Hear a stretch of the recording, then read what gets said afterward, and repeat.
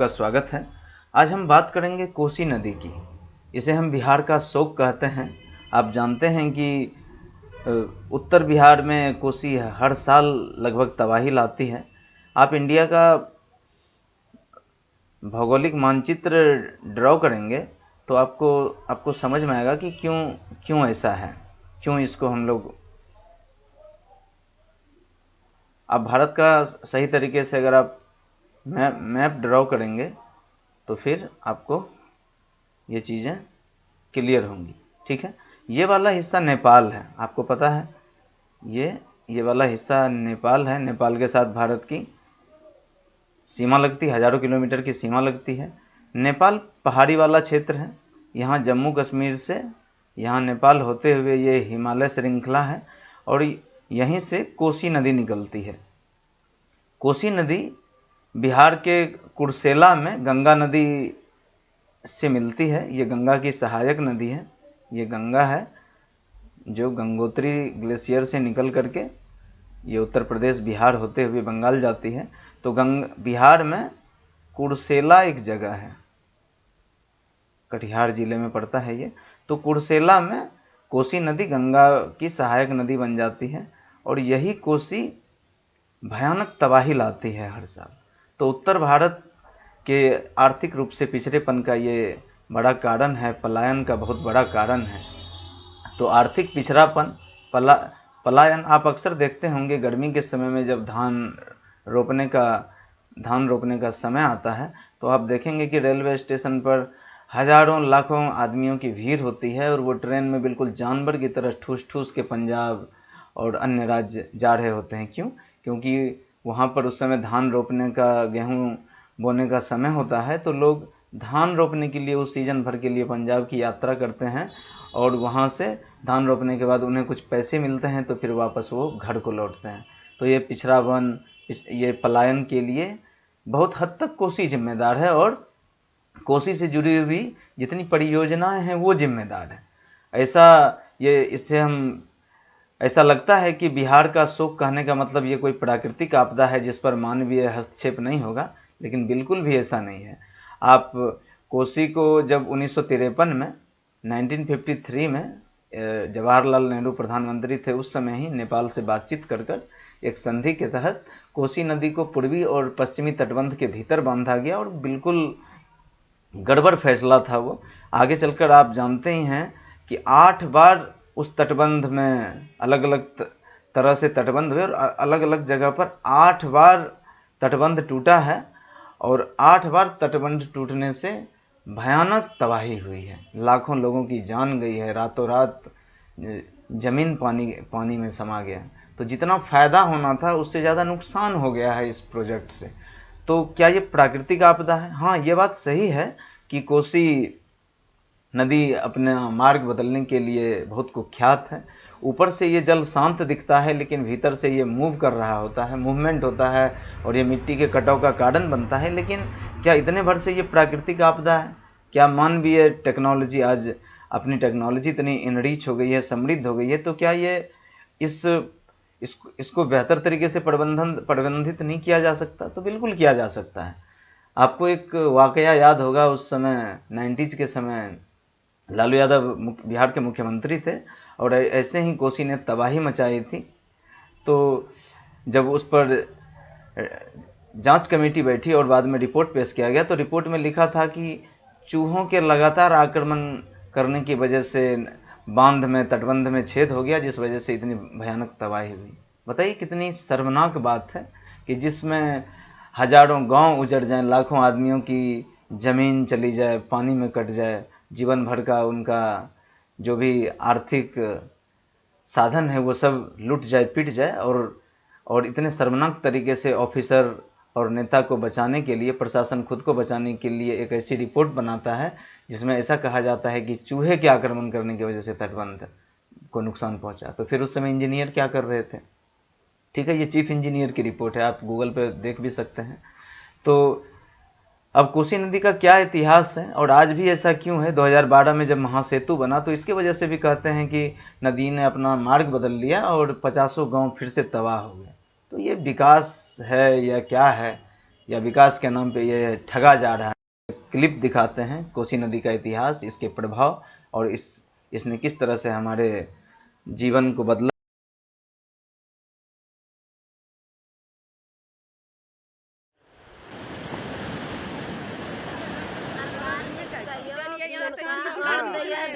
ये डरी, निराश और शोषित आवाज़ें हमारे देश के उन लाखों बासिंदों की हैं जिन्हें समाज के व्यापक हित के लिए अपना सब कुछ कुर्बान करना पड़ा और जिसके बदले में उन्हें हमेशा के लिए अन्याय और शोषण के अंधेरे में ढकेल दिया गया। कोसी को एक प्राकृतिक अभिशाप बिहार के लिए बहुत बार कहा गया है और शायद बिहार भी और देश भी उसको ऐसे देखने लगा है। लेकिन इस अभिशाप के पीछे बहुत कुछ हाथ इंसानों का भी है, इंसानी योजनाओं का और इंसानी संवेदनहीनता का और हमारे योजनाओं के बनने और चलाए जाने के तौर तरीकों का भी। दुर्भाग्यपूर्ण ये है कि इन लाखों लोगों की बदहाली का जिम्मेदार कोसी नदी की जीवंत धाराओं को बना दिया गया। ये नदी नेपाल के बाराह क्षेत्र के पास त्रिवेणी से अपना सफर भारत के मैदानी भागों की ओर शुरू करती है। त्रिवेणी के पास 3 धाराएं आके मिलती हैं, अरुण कोसी, सुन कोसी, तामा कोसी, और वहाँ से इनकी सम्मिलित धारा फिर चलती है नीचे की ओर। वो बराह क्षेत्र मंदिर होते हुए चतरा आती है। वहाँ से करीब 42 किलोमीटर नीचे भारत की सीमा है और फिर करीब 270 किलोमीटर कुर्सेला होगा, वहाँ तक ये नदी जाती है। भारतीय सीमा के पास ही भीमनगर में कोसी बैराज है। कोसी बैराज और कोसी के तटबंधों का इतिहास कोसी से संबंधित समस्याओं का इतिहास है। 53 में जो प्रस्ताव हुआ उस वक्त ये तय पाया गया कि दोनों तरफ तटबंध बनेंगे, एक बैराज बना दिया जाएगा भीमनगर के पास में और उससे नहरें निकाली जाएंगी। नहर का प्रस्ताव नेपाल के हिस्से में था, चंद्रा कैनाल का। वो सब नहरें हैं वहाँ बनी हुई अभी भी। और हमारे यहाँ पूर्वी कोसी नहर से सिंचाई करने का करीब 7,12,000 हेक्टेयर ज़मीन सींचने का प्रस्ताव था और 5,28,000 एकड़ ज़मीन उसको बाढ़ से सुरक्षा देने की बात थी। ये कोसी बांध का जो निर्माण हुआ था, राजेंद्र भाव देश के प्रथम राष्ट्रपति यहाँ आकर के स्वयं मिट्टी डाले थे और तब इसके बाद लोगों ने मिट्टी डालना शुरू किया था। तो उन्होंने कहे थे कि ये जो हम कोसी बांध बना रहे हैं तो उसमें एक आंख मेरा इसके अंदर के लोगों के लिए ही रहेगा। कोसी का पानी जो कि पहले पूर्णिया से लेकर के सहरसा तक अलग अलग धाराओं में बट जाया करता था, उसमें ये चक्कर ज़रूर होता था कि मुख्य धारा कोई भी बनती थी और उसका क्रम था जिसमें पता था लोगों को कि अब नदी ने पानी फेंकना शुरू कर दिया है, अब ये इधर से गुजरेगी, तो उसकी तैयारी रहती थी लोगों की। तटबंध बन जाने के बाद वो सारा का सारा पानी उसी 10-11 किलोमीटर के अंदर सीमित हो गया। तो जो पानी करीब करीब 160 किलोमीटर या 180 किलोमीटर के विस्तृत क्षेत्र पर फैलता था और उनकी धाराओं से निकलता था, वो पानी अब 10 किलोमीटर में महदूद हो गया। और वो सिर्फ पानी ही नहीं हुआ, उसके साथ साथ आने वाली मिट्टी भी हुई। जैसे जैसे तटबंधों का सत्य और परिणाम सामने आने लगे, लोगों के पुनर्वास की आवाज़ें उठने लगीं, क्योंकि नदी के सकरे मार्ग में रहना जल समाधि लेने जैसा था। 1957 में तटबंध पर काम शुरू होने के 2 साल बाद, जबकि तटबंध करीब करीब जमालपुर पार कर रहा था, तो ये तय हुआ कि एक पुनर्वास की योजना बनेगी जिसमें लोगों को बाहर खेती की ज़मीन तो नहीं दी जा सकती, लेकिन रिहायशी ज़मीन दी जाएगी। ये संगठित अपराध था या फिर विकास के नाम पर चल रहा सामाजिक षड्यंत्र, जो इन परियोजनाओं में उन प्रभावित लोगों की पुनर्वास की चर्चा भी नहीं थी, जिन्हें अपना सब कुछ कुर्बान कर देना पड़ा। और एक कमेटी कंस्टिट्यूट हुई थी, मेरा ख्याल है 1974 या 76 में, जिसमें यह तय पाया गया कि सारा पूरा मकान बना देने के लिए किसी को भी पैसा नहीं मिला। तो जैसे तैसे लोग वहाँ रहने लगे। फिर बाद में उस पुनर्वास की ज़मीन में जल जमाव होने लगा।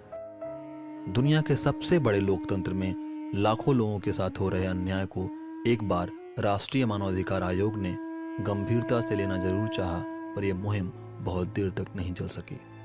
कोसी तटबंध के बीच में 380 गांव के लोग फंसे हुए हैं और ये इतनी बड़ी ये आयोग है। यहाँ पे इससे पहले भी और लोगों ने हमारे कोसी से प्रेरित लोगों ने डाला था, लेकिन यहाँ पे कुछ भी नहीं होता है। ये आयोग कुछ भी नहीं कर रहे हैं, बस कागजी खाना पूर्ति के लिए इतना होता है। हम आवेदन देते हैं, ये बिहार सरकार को भेज देते हैं, चीफ सेक्रेटरी को भेज देते हैं, होता कुछ नहीं है।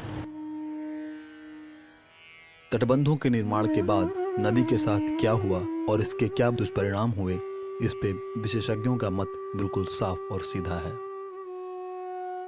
कोसी तटबंध बनने के बाद जो प्रोटेक्टेड एरिया और अनप्रोटेक्टेड एरिया का विभाजन तैयार हुआ, इसके कारण अलग अलग हित पैदा कर दिए गए और एक कॉन्ट्रैक्टर, इंजीनियर, पॉलिटिशियन का एक ऐसा नेक्सस बना जो कि चाहता है कि वो समस्या बनी रहे।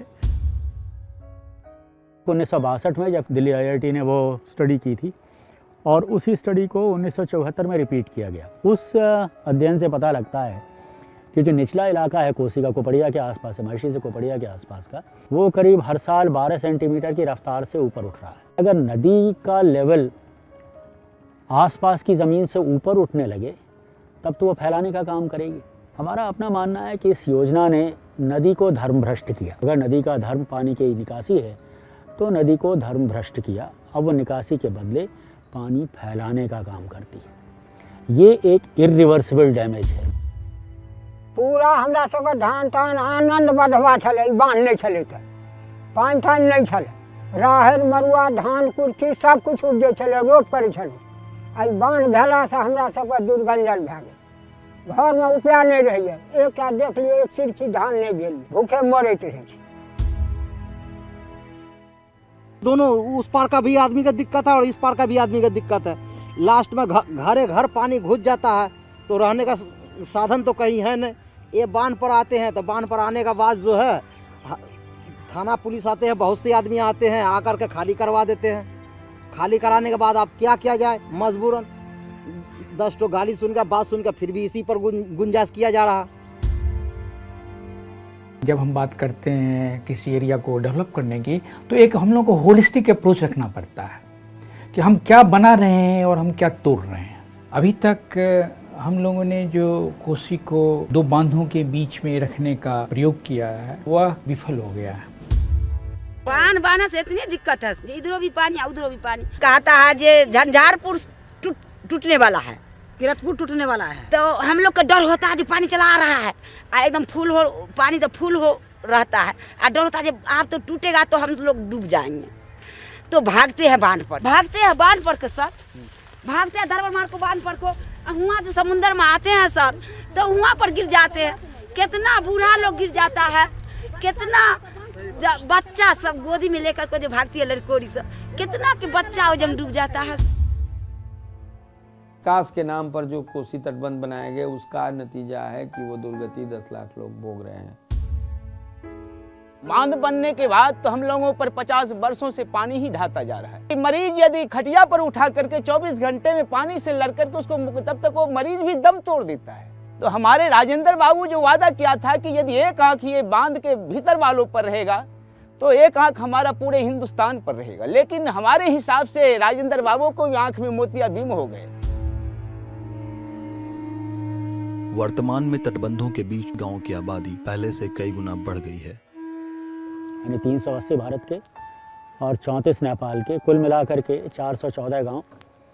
तो पूरे का हिसाब किया जाएगा तो इस समय उसकी आबादी करीब 15 लाख के आसपास होनी चाहिए। पुनर्वास की कागजी कार्रवाई और यथार्थ में तब भी बहुत बड़ा फर्क था और अब भी है। 1960 में बेला के 55 तटबंध पीड़ित परिवारों को पुनर्वास की जमीन सरकार द्वारा देने की घोषणा की गई थी, जिसकी सूची तो जारी की गई, पर उन लोगों को आज तक जमीन नहीं दी गई। गांव के लोग अपनी बेबसी से परेशान हैं और सरकार के रवैये से क्षुब्ध। रो रही है लड़की का, हम पढ़ावे ले जाते हैं बांध पर, लड़की सबको टट्टी करवाने में फिर टांग कर यहाँ से यहाँ लाता है। सरकार हम लोगों को देख नहीं चाहता है, जान मार दिया उस सरकार ने, हम लोगों को जान मार दिया और तरसा रहा है, तरसा कर जवान खींच रहा है सरकार। सर वोट तो दे लिए, जीत के तो गए, लेकिन जीतला के बाद अपना पॉकेट के, अपना बाल बच्चा के पूंजीपति जमीन माल मवेशी बनबे छिए, हमरा गरीब कोनो निगरानी नहीं। हम सदस्य गांव के है ना, अपना काम से सुना, बांध के भीतर वाला सो हमको कोई नेता नहीं है। तो सरकारें से कौन नेता होगा लोग जी? बदहाली और गरीबी का हर सूचक यहाँ के गांव और निवासियों के जीवन में दिखाई पड़ता है। आज की तारीख में कोसी के दोनों तटबंधों के बीच जो लगभग 10 लाख लोग रहने के लिए मजबूर हैं, उनकी ज़िंदगी उपेक्षा या अलगाव के सबसे चरम से चरम स्थिति का एक बहुत बड़ा उदाहरण बन गया है।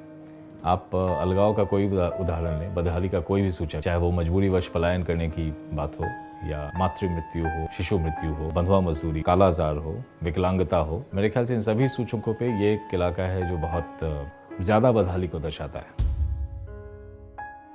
कई परिवार एक छोटी सी झोपड़ी रखने के लिए सामाजिक प्रताड़ना झेलने को मजबूर हैं। जो वहाँ दीह कटा, वहाँ से लाए ये घर का, इसी के पर रखे, अच्छा ये बसने नहीं दिया इसी के पर से, इसलिए अब हम मजबूरी हो गए हैं। हमको कोई उपाय नहीं है अभी। हमरा आर के मुसहरो से गरीब छियै, से नहीं हमरा आर के दै ले चाहे छे। कतौ न रहे वाला ठहार छे, ने कतौ बसे वाला ठहार छे। हम मुसहरे के देखे छे, त हमरा आर केना रहबै? गाड़ी में धार छे, घर कटै छे, गरीब छियै। घर बाद हमरा के कहूं बसे के द्वारा घर कटै वाला छे, ने पैसा हेतै, ने रहबै, कतै जेबै, नहीं जेबै, कोनो ठेकान नहीं छे। रहने को उपाय नहीं है, कोई शरण नहीं है हमको सब, क्या करेंगे? गरीब आदमी मरते हैं हम सब। अब यहाँ से भाग के कहाँ जाएंगे इसको पता नहीं। एक बित्ता कोई रहने नहीं देता, डगर बांध पर नहीं रहने देता। इस इलाके से लाखों की संख्या में बच्चे और युवा अपना और अपने परिवार का पेट पालने के लिए देश के कई हिस्सों में हर साल विस्थापित होते हैं।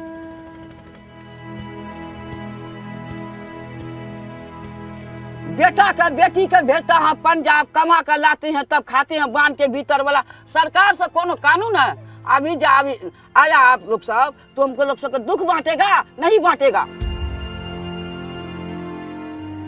मधुबनी जिले के मेनाही गांव की निवासी नीलम इस समस्या से जुड़े एक गंभीर पहलू की ओर इशारा करती हैं। गांव में इतनी सारी गरीबी है कि हमारे यहाँ के नवयुवक समझिए नक्सलाइट की तरफ बढ़ रहे हैं। उस समय में अगर वो अपराधी करते हैं, बंदूक उठाते हैं, तो सरकार उसे सजा देगी। लेकिन सरकार अभी इस परिस्थिति को नहीं समझ रही है। जो हमारे यहाँ के बेरोजगार, हमारे यहाँ के युवक कहाँ से मजबूर हो रहे हैं। ना हमारे यहाँ फसल की ठिकाना है, न रहने की, न खाने की, न यातायात की, न कोई भी तरह की सुविधाएं नहीं है। जब 2008 में कुशहा के पास कोसी का तटबंध टूटा तो बिहार का एक बड़ा हिस्सा जलमग्न हो गया और इसे राष्ट्रीय आपदा करार दिया गया।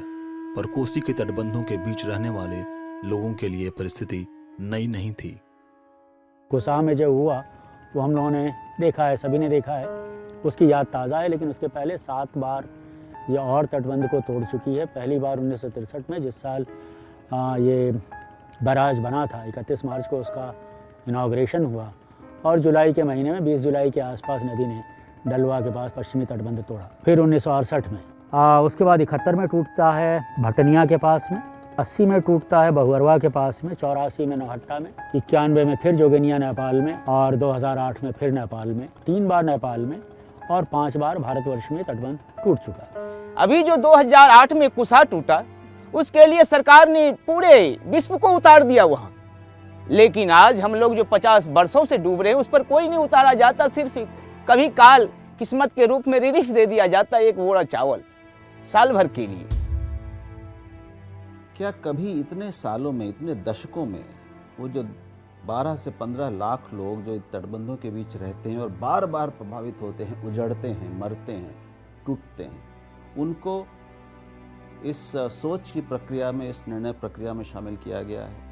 क्या उनके इतने सालों और दशकों के अनुभव का, उनकी उस यंत्रणा का, उनकी दुर्दशा का, उस अनुभव से कोई लाभ लिया गया है? उस अनुभव से कुछ सबक लेकर योजनाओं को बेहतर बनाने की कोशिश की गई है? इसका कोई प्रमाण हमें नहीं मिलता। कितना विषादपूर्ण है कि इन सभी तथ्यों के बावजूद हमारा तंत्र कोसी की बाढ़ को प्राकृतिक आपदा करार देता है। आपदा प्रबंधन और बाढ़ नियंत्रण जैसे शब्दों का व्यापक प्रचार किया जाता है।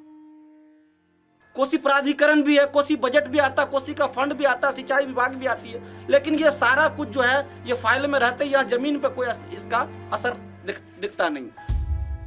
तो 1987 में कोसी पीड़ित विकास प्राधिकार बना। जो विकास प्राधिकार है वो तो मरा युवा पैदा हुआ था, उसके पीछे उसको चलाने की कोई नीयत नहीं थी।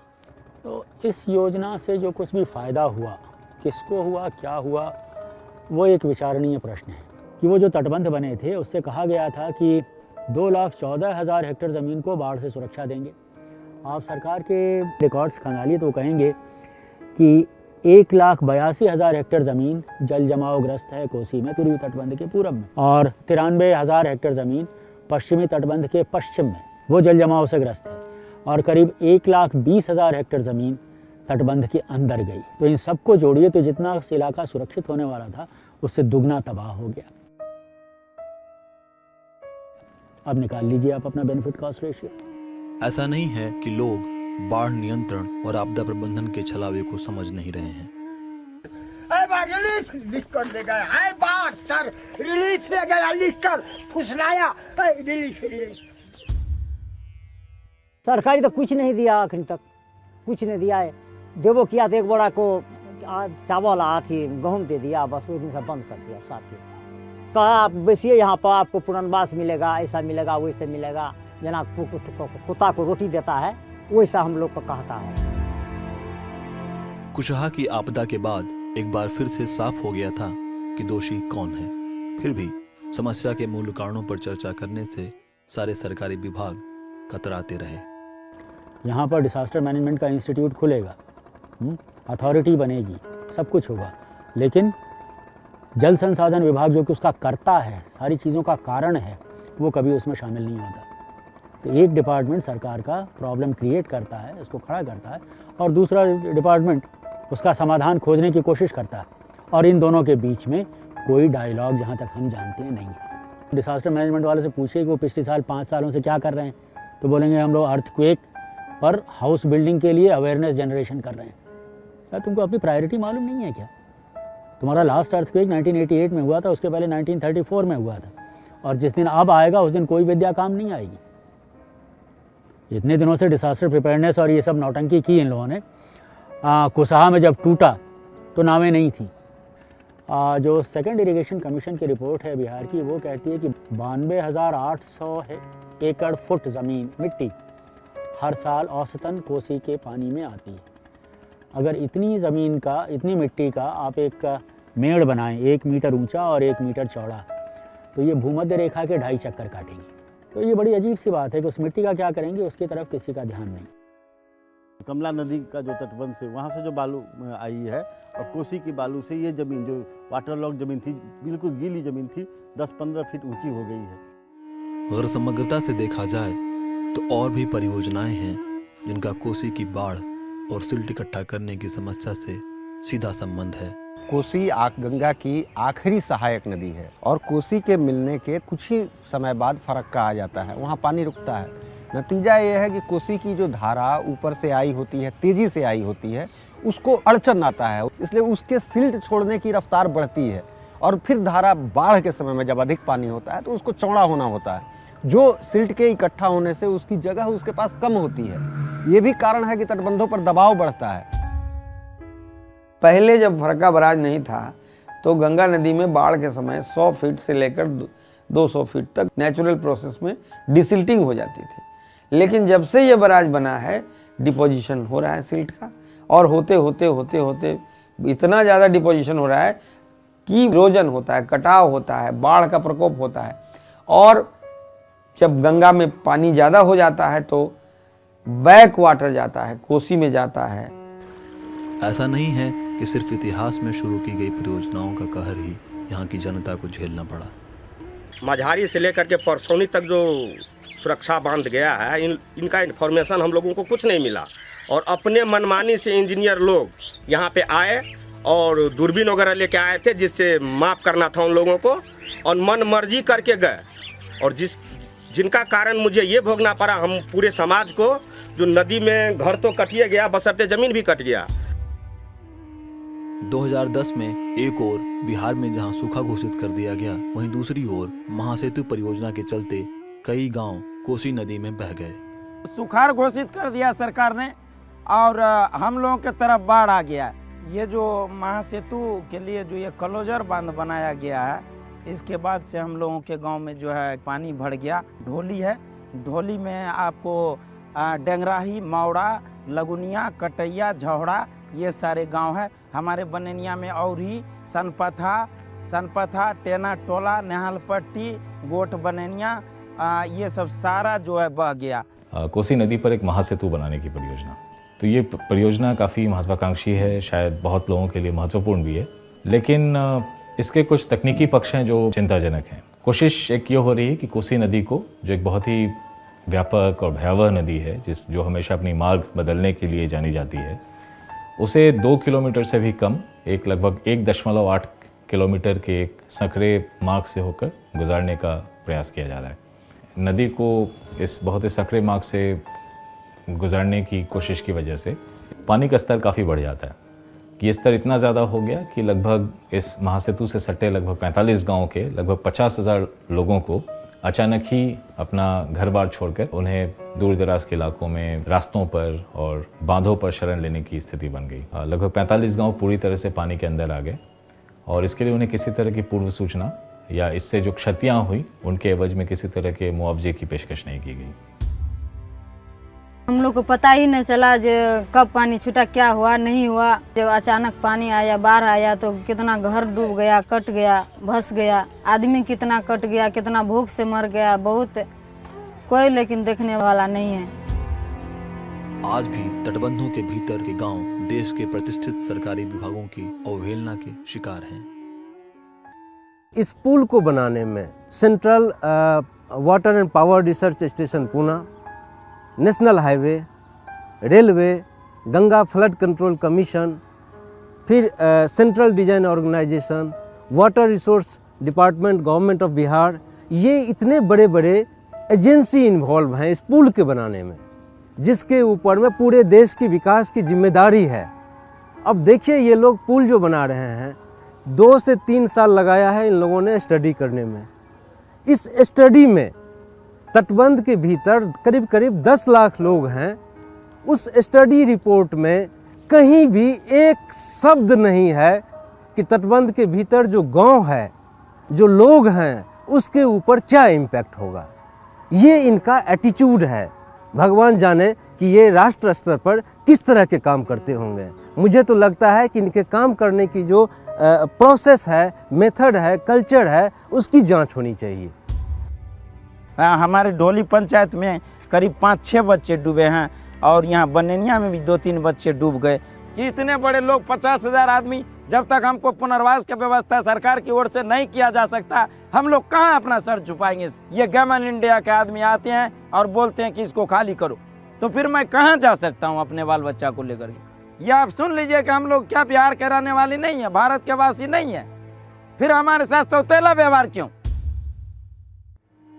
जिन आंकड़ों के आधार पर इन तथाकथित विकास परियोजनाओं का निर्माण होता है, उन आंकड़ों के प्रति गैर जिम्मेदाराना रवैया सरकारी विभागों की भूमिका पर एक बड़ा प्रश्न चिन्ह खड़ा करता है। तो रिकॉर्ड कीपिंग जो है वो निहायत घटिया, मैं ये नहीं कहूँगा कि खराब है, घटिया है, जिस पर यकीन नहीं किया जा सकता। कोसी की जनता की समस्या सिर्फ बिहार के लिए ही नहीं, बल्कि हमारे देश के लिए भी चुनौती है। सकते हैं जो आपको कितना परेशानी कोई सरकार हल नहीं कर सकते हैं। नई सरकार मुआवजा दिया है हम लोग को, जो इस बांध से पहले तो सूखाग्रस्त घोषित किएगा पहले तो, फिर धान का जो बाढ़ आया, बाढ़ से चपेट में पूरा फसल का धान का नुकसान हुआ। या इस गांव का लोग जो है, हम तो खास करके ये बताना चाहेंगे, सरकार कुछ मांगना नहीं जानता है ये लोग। हाँ, बांध का भीतर का लोग है, जैसे कि बाहर आप जाइए पंजाब हरियाणा के लोग है जो नारा लगाते हैं, बाजार बंद करते हैं। इस गांव का लोग ये करने नहीं जानते हैं।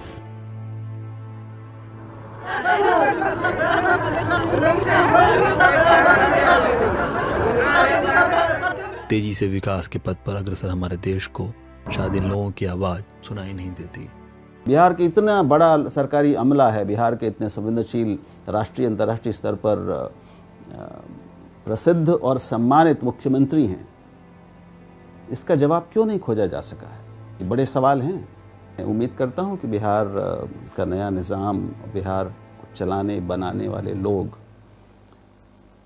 इन चीज़ों पर भी सोचेंगे और कुछ करके दिखाएंगे। फिलहाल सरकार, सारे सरकारी विभाग, गैर सरकारी संगठन, मीडिया और हम सब चुप हैं। शायद एक बड़ी बाढ़ के इंतजार में या फिर एक बड़े सामाजिक विस्फोट के पहले का सन्नाटा है।